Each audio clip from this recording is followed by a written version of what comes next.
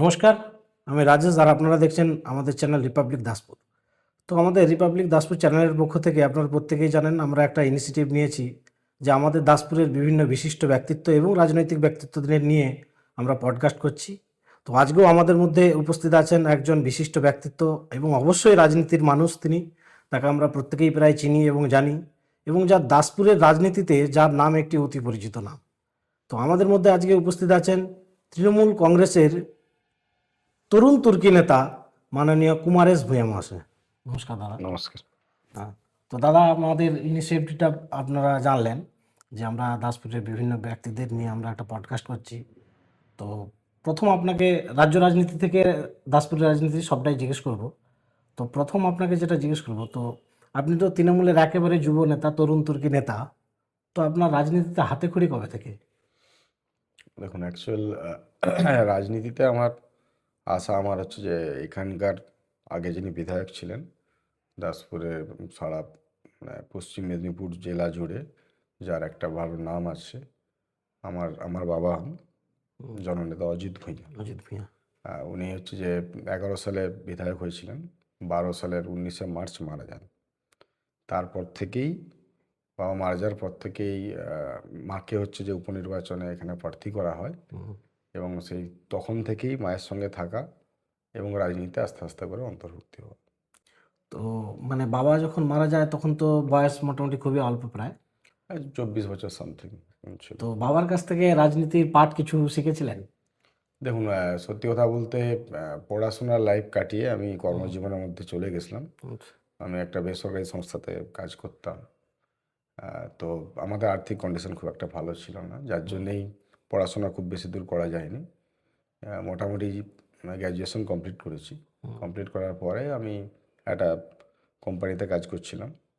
তো হঠাৎই বাবা মারা যান। তার আগে রাজনীতির সঙ্গে বিরাটভাবে যুক্ত ছিলাম না, কিন্তু দেখেছি অনেক নেতৃত্বকে বাড়িতে আসতে দেখেছি, বাবার সাথে কথা বলতে দেখেছি, বা বিভিন্ন ভোটের সময় কী পরিস্থিতি হয় সেগুলো লক্ষ্য করেছি। মিটিং মিছিলে কখনো কখনো বাবার সাথে এমনিই গেছি, বা বাবার সাথে জেলার যেহেতু এক সময় সভাপতি ছিলেন, সেই সুবাদে বাবার সাথে বিভিন্ন জায়গায় গেছি। কিন্তু তখন আমি রাজনীতি করতাম না, এমনি যার সঙ্গে গেছি বা ঘুরেছি, দেখেছি, এটুকুই। তো এখনো পর্যন্ত তৃণমূল কংগ্রেসের কি কি দায়িত্ব পালন করেছেন? প্রাথমিকভাবে যখন দলে অন্তর্ভুক্তি হয়, আমাকে মুখ্যমন্ত্রী মাননীয় মমতা বন্দ্যোপাধ্যায় উনারই নির্দেশে আমাকে ওই তৃণমূল ছাত্র পরিষদের দায়িত্ব দেওয়া হয় প্রথমে, জেলার একটা সাধারণ সম্পাদক হিসাবে। তো ওইটা নিয়ে আমি অনেক দিনই কাজ করেছি। তার পরবর্তী সময়ে আমাদের একজন শ্রীকান্ত মাহাতো যখন যুব সভাপতি হয় পশ্চিম মেদিনীপুর জেলার, তখন আমাকে যুব তৃণমূল কংগ্রেসের দায়িত্ব দেওয়া হয়, ওই সাধারণ সম্পাদকেরই। এভাবেই দীর্ঘদিন ছাত্র যুব করে এসছি।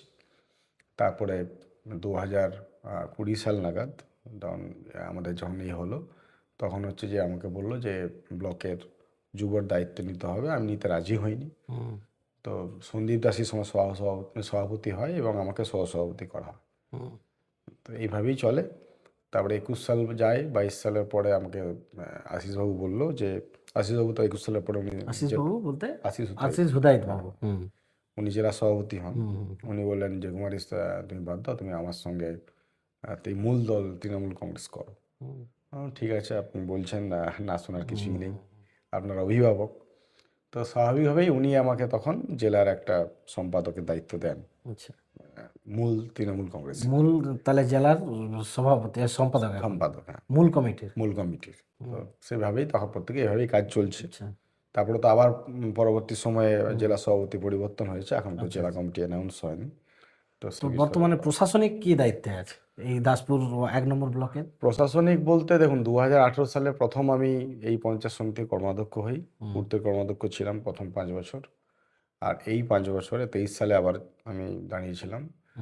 23 সালে জিতে যাওয়ার পর আমাকে দল হচ্ছে জনস্বাস্থ্য ও পরিবেশ দপ্তরের কর্মাধ্যক্ষের দায়িত্ব দিয়েছে, এটাই এখন কাজ করছি। তো কুমারেশ দা, তো রাজ্য রাজনীতি থেকে এবার একটু ধরি। তো গত বিধানসভা নির্বাচনে রাজ্যে তৃণমূল কংগ্রেস 216টা সিট পেয়ে ক্ষমতা এসেছিল। তো এইবারে 5 বছর কেটে গেছে। তো 5 বছরে সামাজিক এবং রাজনৈতিক বিভিন্ন রকমের প্রেক্ষাপট চেঞ্জ হয়েছে। তো এইবারে কি মনে হয়, তৃণমূলের প্রেডিকশন কি তৃণমূল ক্ষমতায় আসবে নাকি রাজ্যে বড় রকমের কিছু পরিবর্তন আসতে চলেছে? আমি তো দেখুন, আমার দল তৃণমূল কংগ্রেস, আমার নেত্রী মমতা বন্দ্যোপাধ্যায়, আমাদের আস্থা ভরসা সব জায়গা কিন্তু আমাদের নেত্রী মমতা বন্দ্যোপাধ্যায়। তা স্বাভাবিকভাবেই মমতা বন্দ্যোপাধ্যায় যতদিন আছে আমাদের কারোর কোনো দ্বিধা নেই যে তৃণমূল কংগ্রেস ক্ষমতায় থাকবে না, ঠিক আছে? তো স্বাভাবিকভাবেই আমরা আমরা 100 কেন 200% আশাবাদী, আবারও প্রায় 200 থেকে 250 সিট নিয়েই আমাদের দল তৃণমূল কংগ্রেস আবার ক্ষমতায় আসবে। কিন্তু বিরোধী দলরা এখন একটা বিষয় নিয়ে লাফালাফি করছে, এসআইআর, যে বলছে এসআইআর হলে বহু ভোটারের নাম কেটে যাবে এবং বেশিরভাগটাই তৃণমূল কংগ্রেসের ভোটারদের নাম কেটে যাবে। তো সেক্ষেত্রে তারা আবার আশাবাদী এইবারে মানে তৃণমূল কংগ্রেস যাচ্ছেই। এটা দেখুন, তো ওরা এসআইআর এর কোনো এফেক্ট পড়বে না? না, আমি আপনাকে বলি এসআইআর এর কোনো এফেক্ট পড়বে না। হ্যাঁ। এবারে যদি বলি কেন, ওনারা বারবার বলেছিলেন যে পশ্চিমবঙ্গে বিভিন্ন রোহিঙ্গারা নাকি এখানে আছে, ওনারা তো নির্বাচন কমিশনকে দিয়ে এসআইআর করলেন, আজও পর্যন্ত ভোটার তালিকায় একটা রোহিঙ্গা নাম আমি দেখতে পাইনি, ঠিক আছে, কোনো এলাকাতেই যে নাম বাদ গেছে। আপনি দেখেছেন একটাও পড়েছে? নিশ্চয়ই পাননি। তো স্বাভাবিকভাবেই যারা বাদ গেছে দেখবেন মৃত ভোটার। এই ক বছর অনেক মানুষ মারা গেছেন, তো সে মৃত ভোটারগুলো বাদ গেছে, আর কিছু শিফটিং ভোটার এপাশ থেকে ওপাশ হয়েছে, এটুকুই পরিবর্তন হয়েছে। বিরাট কিছু যে বাদ, আপনি লক্ষ্য করে দেখবেন যে টোটাল 58 লক্ষ হচ্ছে যে বাদ পড়ার কথা হয়েছে, কিন্তু সেটা এখনও হিয়ারিং আছে। হিয়ারিংয়ের পরে ওটা কি দাঁড়াবে আপনাকে দেখতে হবে। তার মানে বলছেন যে এসআইআর এর কোনো এফেক্ট? এছাড়া আমাদের কোনো এফেক্ট পড়বে না। আমি আমার বিধানসভাতেই আমি যতদূর জানি আমার প্রায় 12,000 হচ্ছে যে বাদ যাওয়ার কথা বলেছে, তার মধ্যে প্রায় 8,000 মৃত আছে। আর 4,000 যেটা আছে আমাদের অনেক দাসপুরের দাসপুর বিধানসভা অনেকেই যারা স্বর্ণকারের সঙ্গে যুক্ত, যারা ভারতবর্ষের বিভিন্ন সিটিতে তারা থাকে, কোথাও চেন্নাই, কোথাও মুম্বাই, দিল্লি, ম্যাড্রাস, বিভিন্ন জায়গায়। তো সেই জায়গায় তারা দীর্ঘদিন থাকতে থাকতে অনেকেই সেখানে ভোটের নাম তুলে নিয়েছে, আচ্ছা। যার জন্য কিছু ভোট এবারে শিফটিং এভাবে হয়েছে। না হলে খুব একটা যে এফেক্ট আছে আমার মনে হয় না। তো এবারে দাসপুরের রাজনীতি আমরা একটু জিজ্ঞেস করি। তো গত বিধানসভা নির্বাচনে দাসপুর বিধানসভায় এমএলএ মমতা ভূঁইয়া মানে আপনার মা প্রায় 27,000 ভোটে জিতেছিল, 28,000 28,000 সামথিং। তো এইবারে কি মনে হয় দাসপুরে? দেখুন, দাসপুরে জয়ের ব্যাপারে যেই প্রার্থী হোক না কেন, আজকে আমার মা প্রার্থী আছে, বাড়ির লোক, আমার মা হোক বা যেই হোক, তৃণমূল কংগ্রেসের প্রার্থী যেই হোক না কেন, দাসপুরে সবসময় 25,000 প্লাসে ভোটে জিতবে, এটা নিয়ে আচ্ছা, কোনো এই সন্দেহ নেই। এই এই জেটটা টেনেই বলি, ধরুন আপনার মা পরপর 3বার এমএলএ হয়েছে, তো এইবারে মানে জনসমক্ষে একটা জল্পনা উঠেছে এবং তৃণমূল কংগ্রেসের অন্দরমহলেও যে এইবারে হয়তো মমতা ভূঁইয়াকে এমএলএ টিকিট নাও দিতে পারে। তো সেক্ষেত্রে মমতা ভূঁইয়া না থাকলেও অনেক নেতাই আছে যারা আশায় বুক বেঁধে বসে আছে। যেমন আমাদের ধরুন আশিস উতাইত বাবু আছে, কৌশিক কুলভি আছে, আমাদের শ্যাম পাত্র বাবু আছে, সুনীল ভৌমিক বাবু আছে, সৌমিত্র সিংহ আছে, এমনকি এই নামটাও উঠছে যে এমএলএর ছেলে কুমারেশ ভূঁইয়াও এই দৌড়ে আছে। তো সেক্ষেত্রে নিজেকে এই দৌড়ে কতটা এগিয়ে রেখেছেন? প্রথমেই বলি, দেখুন, দল সবাই করছে, এবং দল প্রত্যেকেরই দলের কন্ট্রিবিউশন আছে, এটা প্রত্যেকেরই আশা আকাঙ্ক্ষা থাকবে, এটা তো অস্বীকার করার কিছু নেই। আর দলের আমাদের টিকিটের ব্যাপারে যা হয় সব হাইকমান্ড থেকে ঠিক হয়, অর্থাৎ নেত্রী মমতা বন্দ্যোপাধ্যায় এবং আমাদের নেতা অভিষেক বন্দ্যোপাধ্যায় যাকে ঠিক করবে সেই প্রার্থী হবে। না মানে বিষয়টা হচ্ছে, প্রথমে আপনার বাবা অজিত বাবু এমএলএ, তারপরে মা মমতা ভূঁইয়া এমএলএ, তারপরে কুমারেশ ভূঁইয়ার ছেলে এমএলএ, একবারে কত সুন্দর একটা তো সাজানো হয়ে আছে। তাই এক্ষেত্রে তো এই একটা বেনিফিট আছেই। দেখুন, আমি ওই ব্যাপারে এখনো পর্যন্ত ভাবিনি। প্রথম কথা আপনাকে বলি, কে বা কারা বলছে ব্যাপারে বলতে পারবো না, কিন্তু আমি নিজে ব্যক্তিগতভাবে এখনো ব্যাপারে আমি কিছু ভাবিনি। আর যেটা বলছেন যে আমাদের দলে তো আপনি জানেন সবই সিস্টেম, আমাদের দল ওপর থেকেই সব ঠিক হয়, তো সেখানে যারাকে ঠিক করবে সেই হবে, ওটা নিয়ে কোনো সমস্যা নেই। আচ্ছা, মানে যে কেউ এমএলএ হলেই মোটামুটি আপনারা কোনো অসুবিধা হ্যাঁ, নেই আমরা নির্দ্বিধায়? দলের অনুগত সৈনিক। হ্যাঁ। দেখুন, দল বলতে আমি দিদির কাছে, আমাদের নেত্রী মমতা বন্দ্যোপাধ্যায়ের কাছে আমরা হচ্ছে চিরকৃতজ্ঞ। ঠিক আছে, এই কারণে কৃতজ্ঞ, দেখুন, বাবা আমার দীর্ঘদিন রাজনীতি করেছে, অনেক স্ট্রাগল করেছে সেই সময় দলকে করতে গিয়ে, সেই জন্য দল কিন্তু আমাদের পাশে আছে। দল আজকে পাশে ছিল বলে আজকে আমরা এই জায়গায়, ঠিক আছে। তো যতটুকুই আমাদেরকে সহযোগিতা করেছে দলের জন্য, আজকে যে জায়গায় আজকে আমাদের পরিচিতি হোক, যাই হোক, আজকে আমি কর্মরত করেছি সবই দলের জন্য, এবং সব আশীর্বাদ আমাদের মমতা বন্দ্যোপাধ্যায়ের আশীর্বাদ না থাকলে এই জায়গায় কিন্তু পৌঁছাতে পারতাম না। তো সেই জায়গায় এরপরে যদি আমাকে নাও দেয়, আমার তো দুঃখ পাওয়ার কিছু নেই। আচ্ছা আচ্ছা। ঠিক আছে, দল দিদি যাকে ঠিক করবে আমরা তাকেই মেনে নেবো, ওটালে কোনো সমস্যা নেই। তো এইবারে কুমারেশ দা, মানে আপনার হোম অঞ্চল নাড়াজোল অঞ্চল, তো সেই ব্যাপারেই জিজ্ঞেস করি।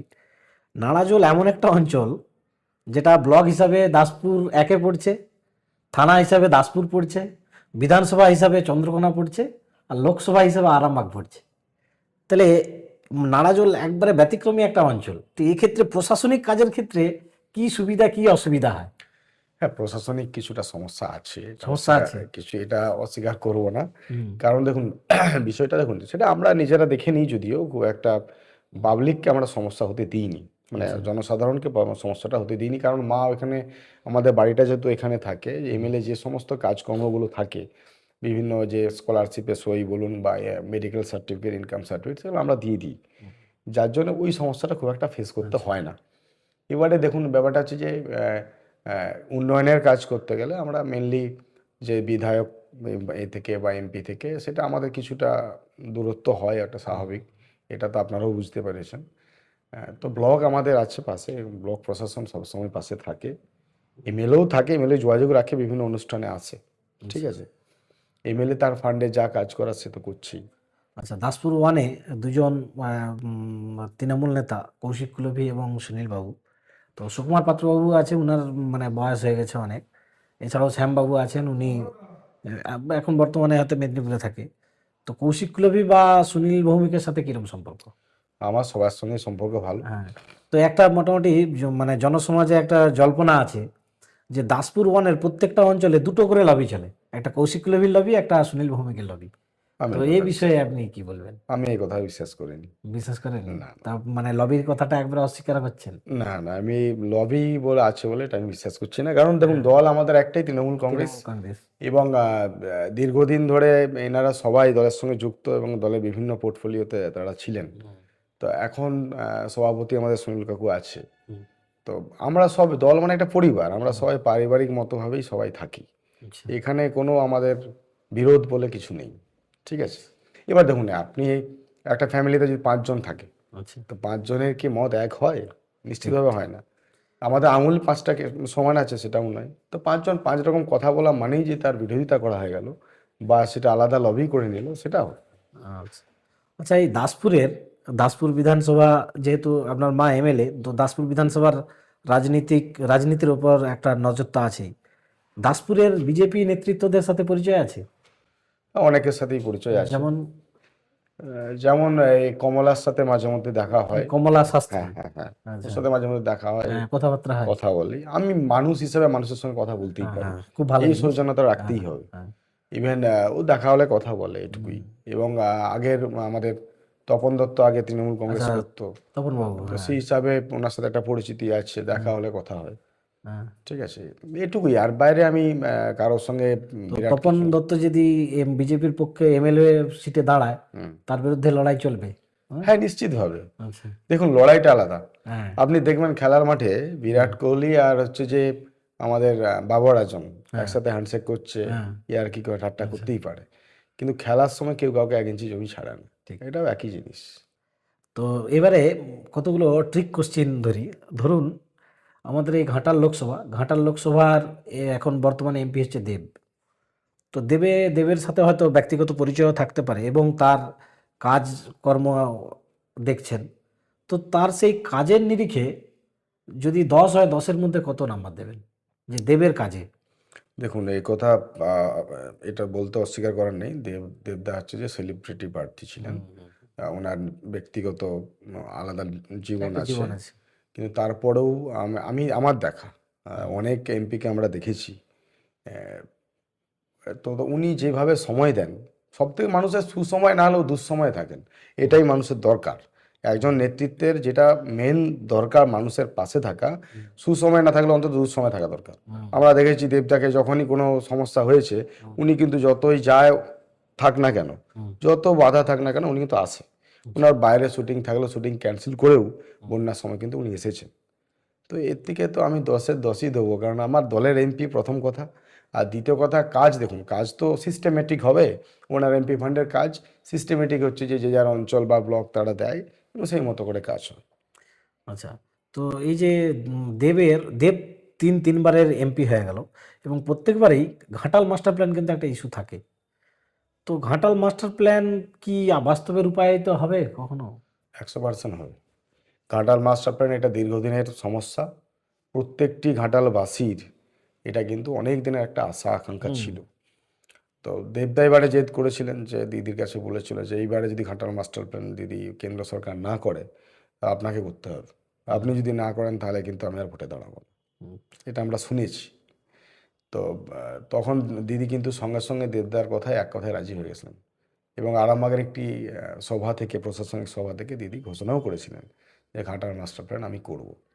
এবং অলরেডি আপনি দেখুন, ভোটের আগে উনি বলেছিলেন, অনেকে হয়তো ভাবছে ভোটের জন্য বলেছে, ভোটটা নিয়ে নেবে তারপরে তো হবে না। আমাদের নেত্রী কিন্তু এরকম নয়। উনি যেটা বলেন সেটা একদম শেষ পর্যন্ত, যতক্ষণ না শেষ হয় উনি কিন্তু ছাড়েন না। আপনি দেখুন প্রত্যেকটা কাজেই উনি বলেছিলেন 100 দিনের কাজের টাকা কেউ না দিলে আমি দেবো, উনি কিন্তু দিয়েছেন। উনি বলেছিলেন যে বাড়ির টাকা যদি সেন্ট্রাল গভর্নমেন্ট না দেয় আমি দেবো, উনি কিন্তু দিয়েছেন। উনি এটাও বলেছিলেন যে যদি বার্ধক্য ভাতা, বিধবা ভাতা, যে সমস্ত যে ওয়েলফেয়ার স্কিমগুলো রয়েছে, যে সেইগুলো যদি সেন্ট্রাল আমাকে সহায়তা না করে আমি কিন্তু দিয়ে যাবো। অলরেডি দিচ্ছেন উনি, মানুষ কিন্তু উপকৃত। ঠিক একই রকমভাবে ঘাটাল মাস্টার প্ল্যানের কাজ অলরেডি আপনি শুনুন বা বিভিন্ন জায়গায় আপনি খোঁজ নিয়ে দেখতে পারেন, অলরেডি কাজ শুরু হয়ে গেছে, বিভিন্ন টেন্ডার হয়ে গেছে এবং কাজও শুরু হয়ে গেছে। তো এরপরে তো মানুষের আর বলার জায়গা থাকবে বলে আমার মনে হয় না। এবারে দেখুন, ঘাটাল মাস্টার প্ল্যান হলেই যে বন্যা পুরোপুরি প্রতিরোধ হয়ে যাবে, এটা আমিও বলতে পারবো না, আপনিও বলতে পারবেন না। কারণ ভৌগোলিক অবস্থানটা আপনাকে বুঝতে হবে। ঠিক আছে, কিন্তু হ্যাঁ এটুকু বলতে পারি, বন্যা অনেকটাই রোধ হবে। মানে যেখানে 100% বন্যা হতো, সেখানে অন্তত 80% অনেকটা নির্মূল হয়ে যাবে। দাসপুর বিধানসভা, যার বর্তমান এমএলএ আপনার মা, এমএলএ মমতা ভূঁইয়া, তো ওনার ওনার কাজের নিরিখে আপনি 10-এর মধ্যে কত দেবেন? তখন এই প্রশ্নটা আমাকে বেকার আপনি করছেন, কারণ প্রথম কথা উনি আমার বাড়ির লোক, আমার বাড়ির নিজের লোক। মা, ঠিক হ্যাঁ। আছে। আর দ্বিতীয় কথা, উনি আমার তৃণমূল কংগ্রেসের বিধায়ক, তো স্বাভাবিকভাবে আমি তো বেশি বলবোই, তাই না? এটা বিরোধীদের কাছে বা অন্য কারো কাছে, সাধারণ মানুষের কাছে জানলে ভালো হবে যে উনি আচ্ছা, কতটা কাজ করেছেন না করেছেন, তারা ভালো উত্তরটা দিতে পারবে। আচ্ছা, আচ্ছা। আচ্ছা, নাড়াজোল, নাড়াজোল অঞ্চলের যেহেতু আপনি বাসিন্দা, তো তার পাশেরই হচ্ছে বিধানসভা, আমাদের ঘাটাল বিধানসভা। এবং গত বিধানসভায় আমাদের পুরো লোকসভার মধ্যে 7টা বিধানসভার মধ্যে কিন্তু ঘাটাল লস ছিল, তৃণমূল কংগ্রেসের। তো এইবারে আপনি কি মনে করেন ওই ঘাটালটা কি হতে পারে? না, এইবারে আমার মনে হয় না যে ঘাটাল আমরা হারবো।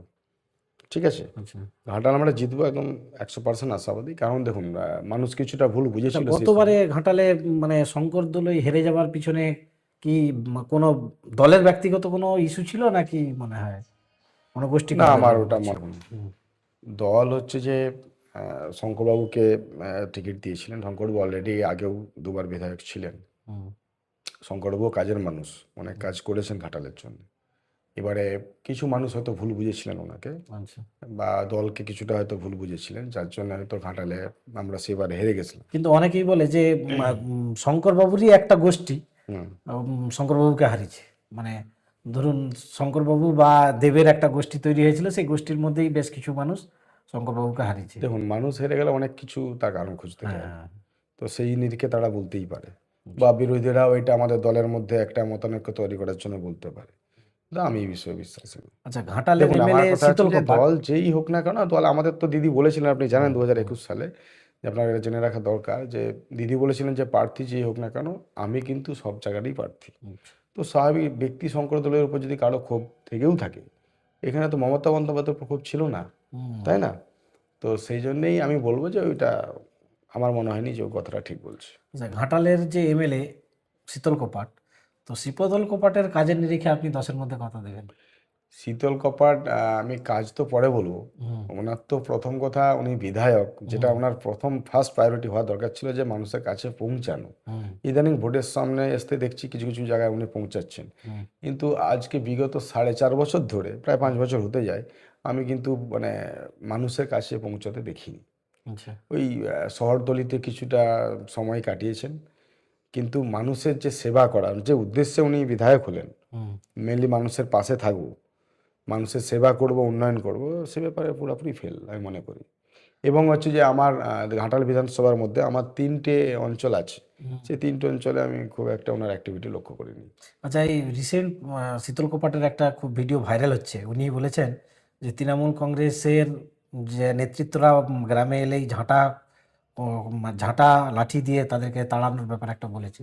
তো এই বিষয়ে কি বলবেন? এটা বিজেপির কালচার, তাই এটা বিজেপির হঠাৎ কালচার। এমএলএ শীতল কপাটের এই কথা বলতে গেল কেন মনে হয়? বিজেপির রাজনীতি হচ্ছে উগ্রতার রাজনীতি, আচ্ছা। আপনি এটা লক্ষ্য করে দেখবেন। হুম।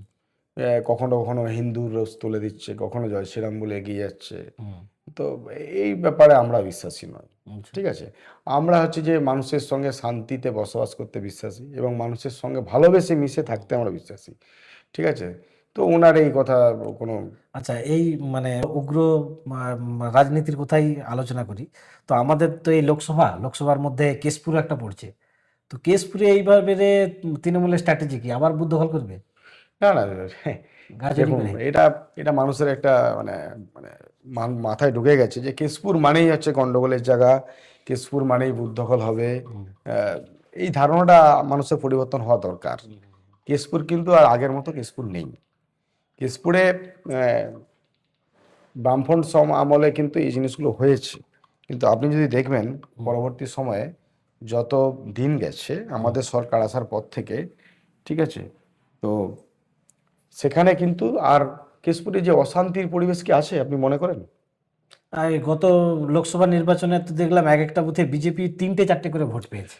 দেখুন তো এগুলো তো কোইন্সিডেন্ট হতে পারেনি। দেখুন বিজেপিকে যদি মানুষ ভোট না দেয় তার দায়িত্ব আমাদের নয়, আচ্ছা। এটা তো আপনাকে ভাবতে মনে হবে। হয় বিজেপিকে মানুষ ভোট দেয়নি। একদমই না। মানুষ যদি বিজেপিকে পছন্দ না করে তো আপনি কি করবেন? আচ্ছা। এবার দ্বিতীয় কথা যেটা বলছেন, দেখুন আমার দেখা, আমার তো জাস্ট কেশপুর লাগোয়া বাড়ি। লাগাও। তো আমি যেটা ছোটবেলা থেকে লক্ষ্য করে দেখেছি, আমার বাড়ি অনেকবার ভেঙে দিয়ে গেছে সেই সময়, কেশপুর থেকে লোক এসে আমার বাবাকে অনেকবার মেরেছে, আমি নিজেও মার খেয়েছি, ঠিক আছে? তো এখন আপনি দেখুন তো কেশপুরের মানুষ কিভাবে শান্তিতে আসে, কিভাবে শান্তিতে তারা বসবাস করছে, তারা ব্যবসা বাণিজ্য করছে, যে যার ছেলেমেয়েরা স্কুলে যাচ্ছে, হাসি খেলা করছে, মেলা খেলা সব রকমের মধ্যে দিয়ে তারা বসবাস করছে। এখন তো কোনো অশান্তির পরিবেশই নেই। আর ভোটের সময় যেটা বলছেন, ভোটের সময় সব জায়গায়, এটা পশ্চিমবঙ্গের ট্র্যাডিশন, ভোট যা হলেই মানুষের একটা আলাদা উদ্দীপনা, আলাদা একটা মানে আবেগ তৈরি হয়ে যায়। সে আবেগ বশত কোথাও কোথাও কিছু সমস্যা হতে পারে, কিন্তু ওরকম কোনো ব্যাপার নেই যে বুথ দখল করে জলকে জিততে হয়। আচ্ছা।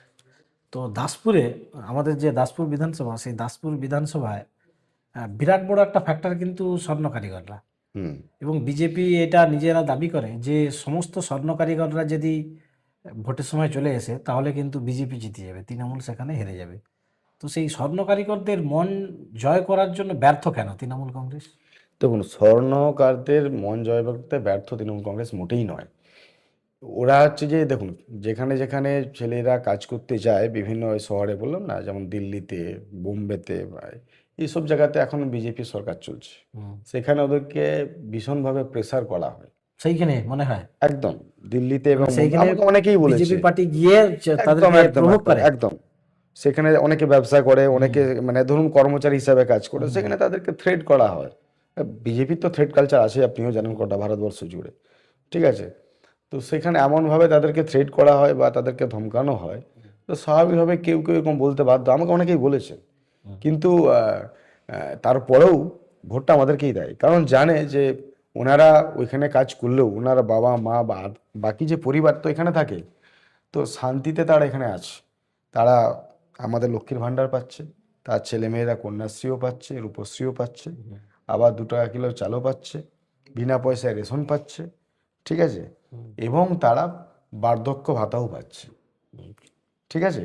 তো সেই জায়গায় তারা তো দেখতে পাচ্ছে আমরা শান্তিতে আছি, কোনো সমস্যা নেই, তারা কেন ভোট দেবে না? আর তারা তো কেনই তৃণমূলের বিপক্ষে যাবে? মোটেই যাবে না। এবং এই দাবিটা টোটালটাই অমূলক বলে মনে করি। তো এইবারের বিধানসভা নির্বাচনে তৃণমূল কংগ্রেস দাসপুরের মানুষের প্রকৃত উন্নয়ন হবে এইরকম কি কি ইস্যু আছে যেগুলো নিয়ে ভোটে নামতে চলেছে? একটা সারা রাজ্যব্যাপী তো কিছু ইস্যু থাকবে, কিন্তু দাসপুরের মানুষের প্রকৃত উন্নতি হবে এইরকম কি ইস্যু নিয়ে নামতে চলেছে? তারপরে দেখুন, ঘাটাল মাস্টার প্ল্যান তো একটা বড় ইস্যু, এটা তো অলরেডি কাজ শুরু হয়ে গেছে, এটাই মানুষকে বোঝানো যে আপনারা যে সমস্ত ওয়েলফেয়ার স্কিম, যেটা আপনি বললেন যে সেন্ট্রালগতভাবে যে একটা ইস্যু আছে, যে সেন্ট্রালগত বলতে দেখুন বিভিন্ন ওয়েলফেয়ার স্কিম দিয়ে যাবে, এটা নিয়ে কোনো সন্দেহ নেই। ইভেন হচ্ছে যে দাসপুরে মেনলি দেখুন রাস্তাঘাট থেকে শুরু করে আমরা সবগুলোই প্রায় কমপ্লিট করে দিয়েছি। ছোটোখাটো কিছু কিছু রাস্তা যেগুলো গ্রামীণ পাড়ার রাস্তা, সেগুলো হয়তো কিছু কিছু রয়ে গেছিলো, সেটা আবার পাড়ায় সমাধানে মানুষ তার নিজের মতো করে, এটা একটা বিরাট বড় পরিকল্পনা, নিজেদের মতো করে তারা পরিকল্পনা দিয়ে তারা কিন্তু সেই রাস্তাঘাটগুলো কমপ্লিট করে নিচ্ছে। ভোটের আগেই এগুলো হয়ে যাবে যত রাস্তাঘাটগুলো আছে। আর ঘাটা মাস্টার প্ল্যানের কাজ চলছে, মানুষ শান্তিতে থাকবে, ভালো থাকবে, এটুকুই, এটাই ইস্যু আর কি। আচ্ছা, যা আমরা এই গতদিনে আমাদের এই দাসপুর 1 ব্লকের সভাপতি সুকুমার বাবুর একটা পডকাস্ট করেছিলাম, তো উনি বলেছিলেন আমি মানে প্রচুর চেষ্টা করছি এই দাসপুরটা অন্তত যাতে পৌরসভা হয়। তো সেক্ষেত্রে আপনার কিছু ভূমিকা থাকবে পৌরসভা করার জন্য? দেখুন পৌরসভা হলে স্বাভাবিকভাবেই তার ডেভেলপমেন্ট আরও বেশি হবে, তো এটা সবাই চাইবে, আমি কেন, আমার আপনি আপনার দাসপুরের পক্ষ সবাই থেকে চাইবে। কোনো রকম চেষ্টা হ্যাঁ, করছেন? নিশ্চিতভাবে চেষ্টা করব। আমাদের আরেকটা দাবি আছে, অলরেডি আমরা বলেও ছিলাম, চিফ মিনিস্টারের কাছে অনেকবার জানানো হয়েছে, নিশ্চিতভাবে উনি বলেছেন ব্যাপারটা দেখবেন। সেটা হচ্ছে যে দাসপুরে একটা আমাদের থানা দরকার আছে, কারণ একটা থানাতে প্রায় 24টা অঞ্চল হয়ে যাচ্ছে। হ্যাঁ, ঠিক। তো সেই জায়গায় একটু কভার আপ করতে সমস্যা, সোনাখালির দিকে যদি একটা থানা করা যায় ওটা ভালো হবে, ওইটা আমাদের একটা থাকবে। আর যেটা বলছেন পৌরসভা, নিশ্চিতভাবে পৌরসভা আমরাও চাই যে ঘাটালের সঙ্গে এটা যুক্ত হয়ে যাক, বা আলাদা করে পৌরসভা যদি নাও হয়, দাসপুরে যদি ঘাটালের সঙ্গে পৌরসভা যুক্ত হয়ে যায় তাহলে ডেভেলপমেন্ট আরও বেশি হবে। আচ্ছা। ঠিক আছে, তবে আমার ধারণা আমরা অলরেডি ডিএম স্যারের কাছে কথা বলেছি, বা আমাদের মিনিস্ট্রি লেভেলেও জানানো হয়েছে, আমাদের যেটা বিদ্যাসাগর উন্নয়ন পর্ষদ রয়েছে সেই উন্নয়ন পর্ষদের সাথে যাতে আমরা যুক্ত হতে পারি, তারও আমাদের কাজকর্ম চলছে।